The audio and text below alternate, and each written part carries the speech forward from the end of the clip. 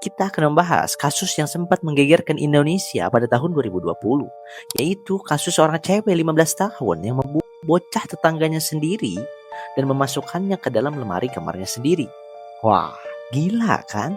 Jadi, pada tanggal 5 Maret tahun 2020, tepatnya di Sawah Besar, Jakarta Pusat, ada seorang cewek berumur 15 tahun yang berinisial NF. Saat itu dia lagi main di rumahnya dengan bocah tetangganya berusia 6 tahun, berinisial apa. Nah, saat itu rumahnya lagi kosong, jadi cuma ada mereka berdua di dalam rumah. Nah, ketika mereka lagi main, tiba-tiba si NF ini ngelempar mainannya ke dalam bak mandi dan nyuruh si apa untuk mengambilnya. Siapapun nurut dong, dia langsung ngejebur gitu aja ke dalam bak mandi. Tapi ketika si apa mau naik ke permukaan, tiba-tiba kepalanya ditahan oleh si NF ini. Otomatis si apapun tidak bisa bernafas dong.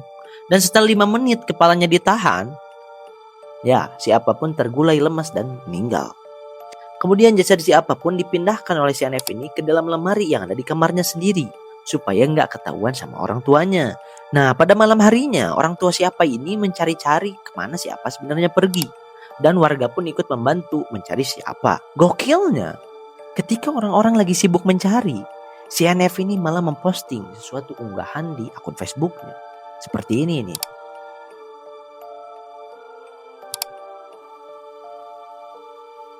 Gila kan?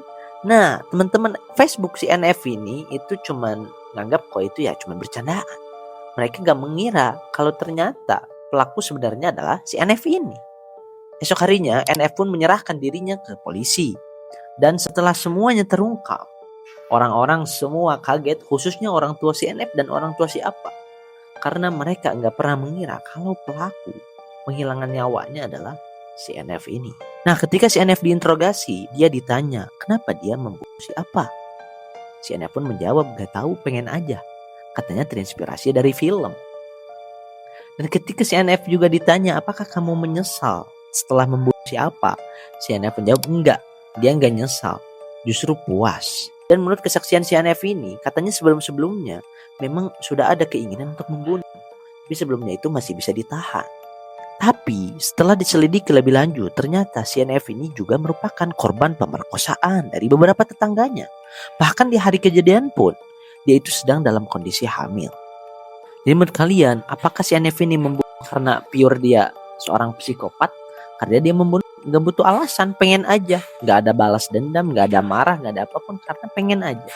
Atau dia sedang dalam kondisi kelainan mental karena dia juga merupakan korban pemerkosaan. Menurut kalian gimana nih? Coba komen.